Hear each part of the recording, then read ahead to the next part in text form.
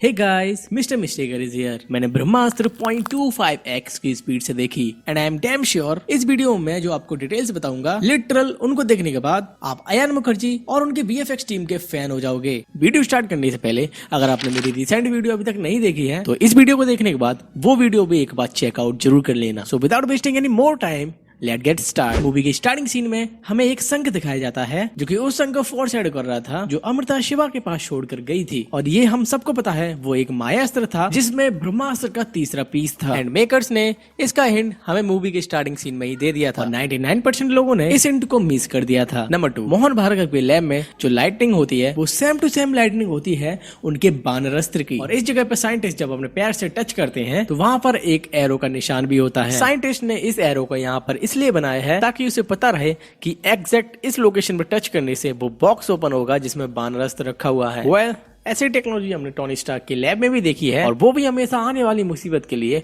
Prepared रहता था। Number 3, आपने नोटिस किया होगा साइंटिस्ट जोर और रफ्तार का नाम एग्जैक्ट गैस करता है एंड इस चीज से वो पूरी तरीके से शॉक्ड हो जाते हैं।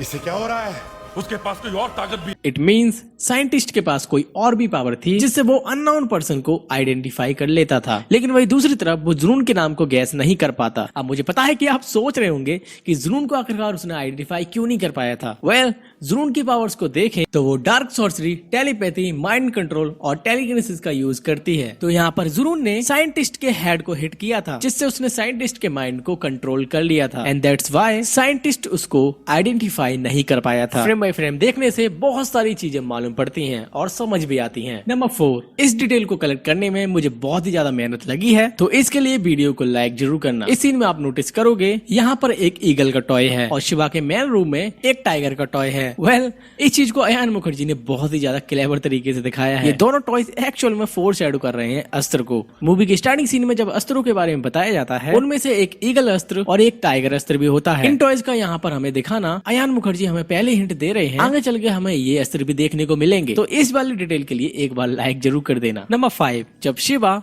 ईशा से अपने फादर के बारे में डिस्कस कर रहा होता है तो वहां पर एक रेड लाइट ब्लिंक होती है। अब इस वाली डिटेल को 100% लोगों ने मिस कर दिया था क्योंकि जब फर्स्ट टाइम हम लोग मूवी देख रहे थे तो हमें शुरुआत में ये नहीं पता था कि शिवा का बैकग्राउंड क्या है एंड जब वो गुरुजी से मिला था तब उसको उसके फादर के बारे में मालूम पड़ा था कि वो देव है और देव की अगर आप नोटिस करोगे तो रेड है and this is the reason Shiva जब ईशा से अपने फादर के बारे में डिस्कस कर रहा होता है तो यहाँ पर रेड लाइट ब्लिंक होती है जो कि ये लाइट फोरशैडो कर रही थी देव के बारे में एंड मेकर्स ने हमें इसके थ्रू पहले ही बता दिया था कि शिवा और देव का कनेक्शन क्या होने वाला है। नंबर 6, जुनून ने साइंटिस्ट को 7 डेज में कंट्रोल कर लिया था क्योंकि जुनून जानती थी साइंटिस्ट इतनी जल्दी हार नहीं मानेगा क्योंकि जुनून का सीधा सीधा एम था साइंटिस्ट को फिजिकली कमजोर करना और 7 दिन तक बिना फूड के वो फिजिकली कमजोर हो भी गया था जिससे उसकी पावर्स भी वीक हो गई थी and this is the reason Junoon ने उसके माइंड को वश मुकुट से कंट्रोल करके उससे सारी इन्फॉर्मेशन निकलवा ली। नंबर 7, अयान मुखर्जी की अगर बात करें तो उनके मार्वल्स के 2 ही सुपर हीरो फेवरेट है, एक स्पाइडरमैन और एक कैप्टन अमेरिका।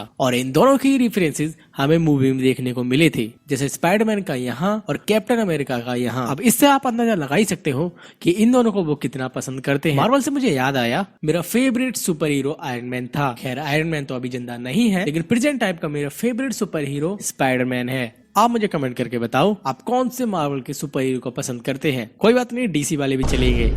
नंबर 8, इस सीन में रफ्तार जब बुलेट फायर करता है साइंटिस्ट पर तो उसकी सारी बुलेट मिस हो जाती हैं और इस सीन को देखने के बाद आपको लग रहा होगा कि उसको थ्रू चलाई गई बुलेट्स मिस ना होकर उसकी छाती पर लगी थी। वेल, ऐसा नहीं है। साइंटिस्ट के ये तो निशान इस विंडो से टकराने के बाद आए थे एंड एक्चुअल में 2 मिनट के लिए मुझे लगा ये चेस्ट पर गन शॉट ही है एंड फ्रेम बाय फ्रेम देखने से मुझे पता चला एक्चुअल में रफ्तार के शॉट मिस हो गए थे। और मैं अब भी बोल रहा हूँ फ्रेम बाय फ्रेम देखने से बहुत सारी चीजें क्लियर हो जाती हैं। नंबर 9, जब साइंटिस्ट यानी मोहन भार्गव बानरस्त्र को फुल पोटेंशियल में यूज करते हैं तो बानरस्त्र का एक बड़ा शाइनिंग ऑरा बनता है। लेकिन डिटेल ये नहीं है, डिटेल ये है इस ऑरे का रिफ्लेक्शन इस मिरर में भी दिखता है। बीएफएक्स टीम ने इस पर बहुत ही ज्यादा डिटेलिंग पर काम किया है। ओनली यहाँ पर ही नहीं बल्कि और भी सीन्स आप देखोगे तो वहां पर भी बीएफएक्स टीम ने बहुत ही ज्यादा बेहतरीन काम किया है। Hats up to the Ayan Mukerji and his VFX team who make this movie super awesome. Number 10, अब इस वाली डिटेल को आपने नॉर्मल स्पीड में मिस कर दिया होगा। इस सीन में जब जुनून अग्नि अस्त्र के पत्थर को उठाने वाली होती है, तो जोर जब डाउन होता है तो एक्चुअल में वो डिसबैलेंस हो जाता है। एंड ये चीज कोई भी स्क्रिप्टेड नहीं थी, ये सब रैंडमली हुआ था। और अगर सौरभ गुर्जर एक्चुअल में गिर जाते तो उनको ये वाला सीन रिशूट करना पड़ता, लेकिन मेकर्स ने इस सीन को एज इट इज रखा। नंबर 11, जब जोर और रफ्तार साइंटिस्ट से ब्रह्मास्त्र का तीसरा पीस लेने के लिए आते हैं तो साइंटिस्ट ऑलरेडी प्रिपेयर्ड हो जाता है ब्रह्मास्त्र के पीस को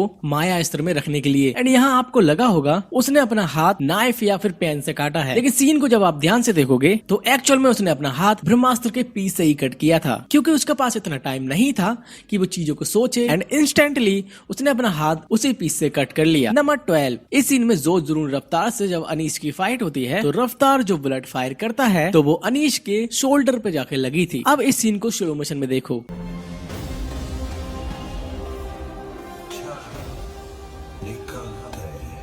लिटरल ये डिटेलिंग बहुत औसम है। जहाँ पर अनीश को गोली लगी है उसी एरिया में एक लाइट ग्लो हो रही है। इट मींस अनीश को अगर कोई भी इंजरी होती है तो नंदी अस्त्र उस एरिया को इंस्टेंट हील अप करने लगता है। लिटरली गाइस, जितनी भी तारीफ की जाए अयान मुखर्जी की और उनके बीएफएक्स टीम की उतनी कम है। नंबर 13, ये डिटेल आपको देखनी नहीं है बल्कि सुननी है। जुनून जब साइंटिस्ट का माइंड कंट्रोल कर लेती है और गुरुजी की इन्फॉर्मेशन निकलवाती है तो एक्चुअल में उसका सेंटेंस ये था, कौन है अब और कहाँ है? रघु से पहले ब्रह्मांश का कोई और भी गुरु रह चुका है। अगर आपको ये लाइन सुनाई नहीं दे रही तो एक बार इसके सबटाइटल को देखो। अब इस डिटेल को मैं इसलिए बता रहा हूँ, आप में से बहुत लोगों को लग रहा होगा कि ब्रह्मांश का गुरु शुरुआत से एक ही है, लेकिन ऐसा नहीं है। रघु से भी पहले ब्रह्मांश का कोई और भी गुरु था। एंड वो कौन था ये चीज हमें पार्ट 2 में मालूम पड़ेगी। नंबर 14, इस सीन में जोर जरूर एक ट्रक से अनीश शिवा का पीछा करते हुए हिमालय आते हैं और आप सोच रहे होंगे ये ट्रक उनके पास आया कहाँ से। तो जब जोर उनका पीछा कर रहा था तो यहाँ पर आप एक ट्रक नोटिस कर सकते हो। तो जोर ने एक्चुअल में ये ट्रक यहीं से चुराया था। So these were the details that I noticed at 0.25x speed. इस मूवी में और बहुत सारी डिटेल्स हैं जो मैं अगली वीडियो में कवर अप करूंगा। अगर आपने भी कोई ऐसी डिटेल नोटिस की है जो मैंने मिस कर दी है तो मुझे कमेंट बॉक्स में बता देना, तो मैं अगली वीडियो में उस डिटेल के साथ आपको शाउट आउट दे दूंगा। So that's it for today guys. Video को लाइक कर देना, चैनल को सब्सक्राइब कर देना। जल्दी मिलते हैं नेक्स्ट वीडियो में।